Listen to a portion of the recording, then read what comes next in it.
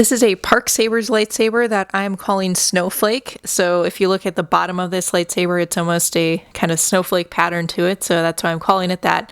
I also saw a video on YouTube, quite an old video, where somebody at a convention was interviewing Jeff Parks, the founder of Park Sabers, and he referred to a hilt that looked pretty close to this as Snowflake. Due to the reason that I cited at the beginning of the video. So we'll call it that. If you're aware of an official name for this lightsaber hilt, please comment below. I'd love to hear from you. I'd love to get the kind of real name for this hilt if one exists. Now, it has this really cool look to it. This is kind of an old school lightsaber, you guys. So it's probably at least 10 years old, if not maybe a little bit more. And it's really kind of from the earlier days of custom sabers. You know, Park Sabers is one of those kind of early custom saber companies, and it has that lightsaber look to it.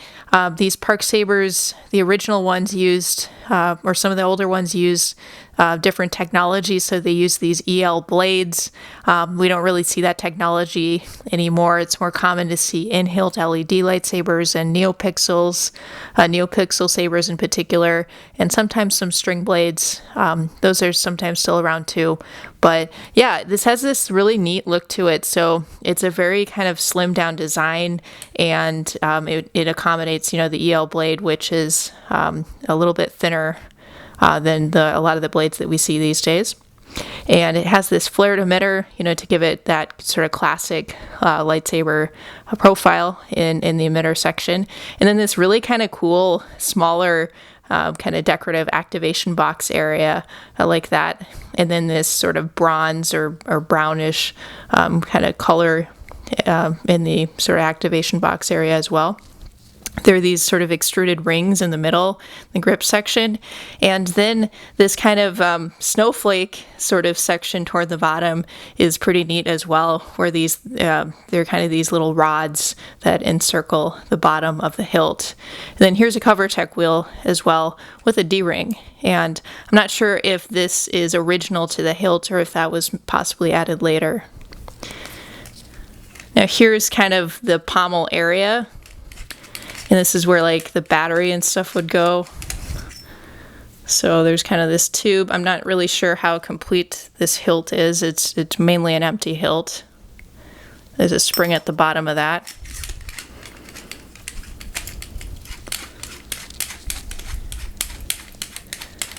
And then there's some lettering on here. It's referring to the battery. Yeah, it talks about the batteries there. And there's some kind of pin inside here.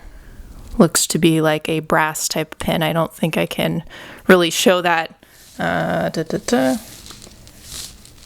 I don't think I can really show that very well. But anyway, this is kind of a look at this hilt, you guys. It's sort of a vintage custom saber, if you can call it that.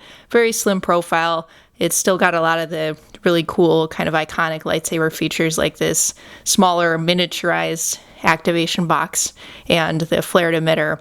But it is really neat, this area kind of near the bottom with these rods encircling you know, the lower part of the hilt and creating that star, or I was going to call it star, snowflake type shape. Anyway, here it is, you guys, and feel free to comment below. This is a Park Sabers lightsaber.